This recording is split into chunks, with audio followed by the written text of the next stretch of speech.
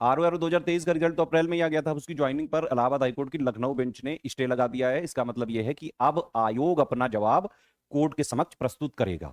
ठीक है, मुद्दा क्या है कि RORO 2023 की जो प्रीलिम परीक्षा है उसमें माइग्रेशन क्यों नहीं लागू किया, ये आरोप लगाया है कुछ स्टूडेंट्स ने। उनका कहना है कि कई सारे ऐसे ओबीसी स्टूडेंट्स हैं जो कि जो जनरल कैटेगरी से ज्यादा मार्क्स लाए हैं, कम से कम 25 जनरल वालों से उनके ज्यादा मार्क्स हैं, फिर भी उनको मेंस में बैठने का मौका नहीं दिया गया। ठीक है, जबकि यूपीपीएससी आयोग कहता है कि यूपीएससी आयोग को फॉलो करता है, यूपीएससी जो अपनी प्री परीक्षा में माइग्रेशन को लागू करता है, तो यूपीपीएससी आयोग को भी लागू करना चाहिए। यूपीपीएससी आयोग क्या कह रहा है कि जो प्रीलिम परीक्षा होती है वो सिर्फ सुइटेबिलिटी टेस्ट होता है, सिर्फ स्क्रीनिंग परीक्षा है, वो ये चेक करने के लिए है कि भाई आप मेंस देने के लिए एलिजिबल हो कि नहीं हो।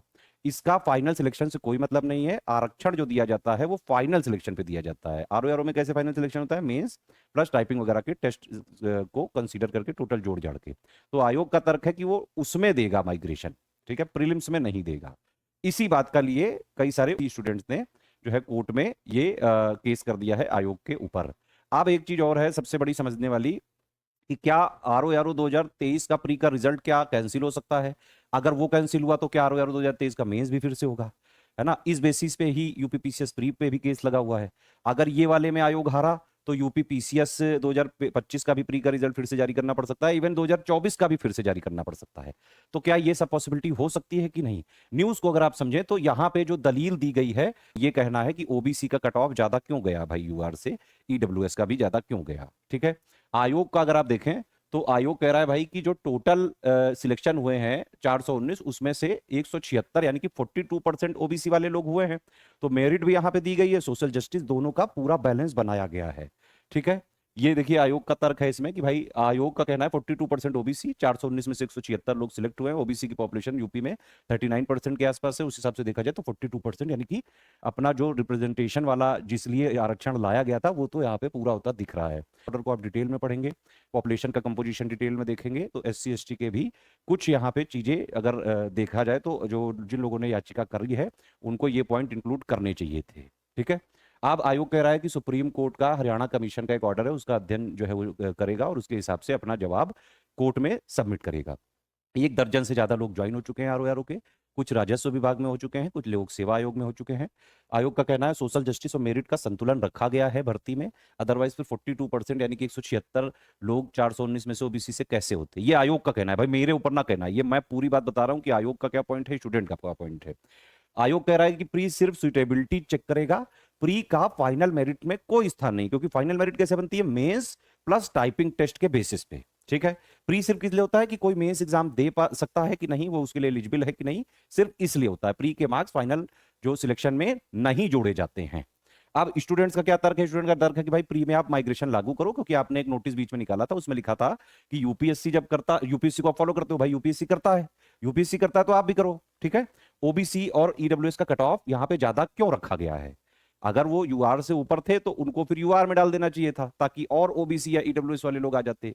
ठीक है, प्लस आप मेंस की कॉपी दिखाइए, उसकी प्रोसेस इजी बनाइए, कट ऑफ आप डिक्लेयर करिए, सारा कैटेगरी वाइज आप डिक्लेयर करिए, मॉडिफाइड आंसर की आप डिक्लेयर करिए। ट्रांसपेरेंसी जो आप आयोग बोलता है उसको आप मेंटेन क्यों नहीं करते हो भाई। आप ट्रांसपेरेंसी कह रहे हो तो आप उसको दिखाओ भी तो। स्टूडेंट्स अगर अपने हक के लिए, अपने राइट के लिए कोई चीज जो है आयोग से मांगते हैं तो उनको वो पूरा करना चाहिए। और यहाँ पे माइग्रेशन ना करने के लिए भाई आर्टिकल 14 और 16 राइट टू इक्वलिटी वाला भी क्लॉज है कि भाई आप राइट टू इक्वलिटी के ही यहाँ पे अगेंस्ट में जा रहे हो, आयोग को कह रहे हैं स्टूडेंट्स। ठीक है, अब वो देखने वाली बात होगी कि क्या हो सकता है। मैं अपनी बात आपको बताऊं तो मैं 10 साल से देख रहा हूं आयोग को, आज तक आयोग कोई भी केस कभी भी कोर्ट में स्टूडेंट से नहीं हारा है। कुछ भी सही गलत, मतलब वही बात है ना, जीतने के लिए आयोग कुछ भी कर सकता है, किसी भी हद तक जा सकता है। तो ये वाली बात तो जैसे कई सारे स्टूडेंट जो सिलेक्टेड वाले हैं वो भी घबरा गए हैं। मुझे लगता है कि अगर बहुत ज्यादा ये हुआ कि भाई जो ओबीसी 25 स्टूडेंट की बात कर रहे हैं कि कुछ 25 स्टूडेंट से भी उनके मार्क्स ज्यादा हैं, तो ज्यादा से ज्यादा मुझे लगता है आयोग ये कर सकता है। जो मैं आयोग का पुराना मैंने जो देखा है इनका वो नेचर, और प्लस जो है जनरली एक बात और सोच लो आप, कोर्ट ठीक है भाई, आप कोर्ट में जा सकते हैं, सुप्रीम कोर्ट फाइनल इंटरप्रिटेशन करता है कॉन्स्टिट्यूशन का, लेकिन आप ये पिछले जितने भी केस हुए हैं 2016 से मैं देख रहा हूं आयोग के जितने ऊपर उनके ऊपर केस हुए हैं, उनमें एक बात से निकल के आई है भाई, आयोग जो कहता है कोर्ट जनरली वही मानता है। ठीक है, अब ज्यादा ज्यादा ये हो सकता है कि RORO प्री में कुछ लोग को और अलाउ करके या तो उनका मेंस दिला दिया जाए, और अगर ये किया तो फिर यूपी पीसीएस प्री में भी कुछ लोग को और क्वालिफाई करा के मेंस वगैरह कराना पड़ सकता है, इंटरव्यू कराना पड़ सकता है। वाली भर्तियां हैं उन वो भी इससे सफर करेंगी। ये मेरा मानना है। बाकी भाई आप लोग अपना कमेंट बताइए कि आपके हिसाब से क्या लगता है आपको। एक चीज तो है, अगर आयोग कोई चीज कह रहा है कि भाई उसको यूपीएससी को फॉलो करता है तो फॉलो करने में दिक्कत क्या है, जब यूपीएससी प्री में माइग्रेशन लागू कर सकता है।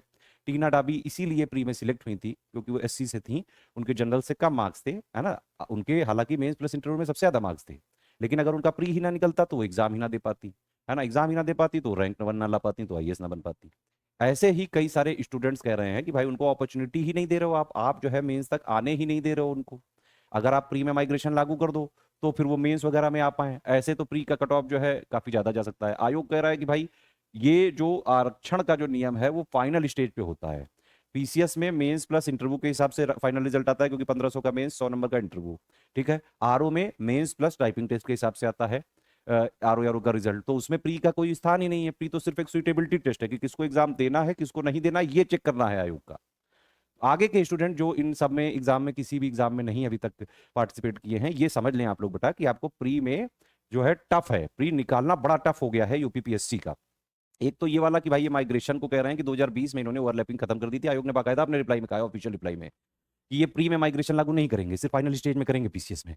पीसीएस में फाइनल स्टेज क्या है, 1500 का मेंस, 100 नंबर का इंटरव्यू, यानी कि 1600 नंबर में से फाइनल सिलेक्शन होगा आपका। वहां तो मिलेगा पूरा रिजर्वेशन, ओबीसी एससी एसटी जिसको जिसका जितना है मतलब।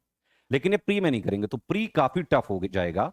एक तो यूपी में ही इतनी पॉपुलेशन है, दूसरी बात यूपी में कोई डोमिसाइल पॉलिसी नहीं है कि भाई यूपी के स्टूडेंट्स को कुछ लाभ मिले।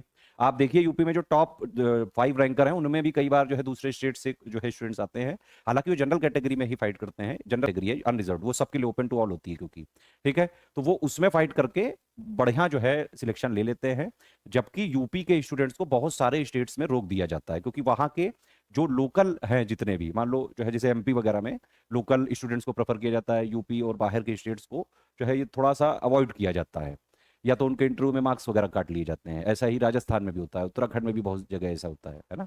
लेकिन यूपी की ओपन पॉलिसी है, मतलब यूपी में सारे एग्जाम जितने भी होते हैं वो उत्तर प्रदेश वाले जो 25-26 करोड़ है वो भी आबादी वाले जो भी स्टूडेंट है वो भी देते हैं। लेकिन यूपी की परीक्षा में पूरे इंडिया के लोग पार्टिसिपेट कर सकते हैं, इवन यूआर में वो रैंक 1 तक ला सकते हैं। तो यूपी की पॉलिसी कंप्लीटली ओपन है, ये उत्तर प्रदेश के स्टूडेंट्स को अच्छा नहीं लगता है। कई बार जो है वो बोलते रहते हैं। आप खुद बताएं कि क्या यूपी के अगर स्टूडेंट्स को बाहर रोका जा रहा है तो यूपी में कुछ थोड़ी सी डोमिसाइल पॉलिसी नहीं होनी चाहिए, यूपी के स्टूडेंट्स को कुछ स्पेशल प्रेफरेंस नहीं मिलना चाहिए, ये आप लोग बताएं। कि एक चीज और है कि भाई ये माइग्रेशन पे जो भी ये है निर्णय, मेरा, आप लोगों ने एससीएस में जो है मेरा भी जानना चाहता मन मत, तो मेरा भाई मत यही है कि अगर यूपीपीएससी आयोग ने बोला है कि यूपीएससी को फॉलो करता है तो वो ठीक से करे, या तो ये बोले ही मत, है ना। और बाकी जो भी संविधान के प्रोविजन के हिसाब से चीजें बनी हुई हैं, आरक्षण के नियम बने हुए हैं, वो आयोग को लागू करने ही पड़ेंगे। किसी भी स्टूडेंट्स के साथ अन्याय नहीं होना चाहिए।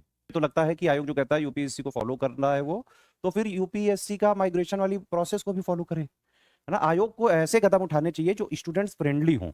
ऐसे कदम आयोग ना उठाए जो स्टूडेंट्स को नाराज करें, स्टूडेंट्स को परेशान करें। प्लीज यूपीपीएससी आयोग आपसे रिक्वेस्ट है, स्टूडेंट्स की भी प्रॉब्लम समझें। बेचारे गरीब घर से आते हैं, लाखों जो है रुपए खर्चे करते हैं, जमीन वगैरह बेच के आते हैं, लगातार मेहनत करते हैं, इलाहाबाद में कैसी कंडीशन में रहते हैं, पढ़ते हैं, घटते हैं। आप समझ रहे हो कितना ये पेनफुल प्रोसेस है, पढ़ना उसी चीज को लगातार प्रैक्टिस करना, फिर जो है रिजल्ट में ना होना, और वो भी उनकी अगर प्रॉब्लम की वजह से ना हो, ये सिस्टम की प्रॉब्लम से अगर वो ना सिलेक्ट हो पाए तो ये बहुत ही ज्यादा दुखद बात है ये।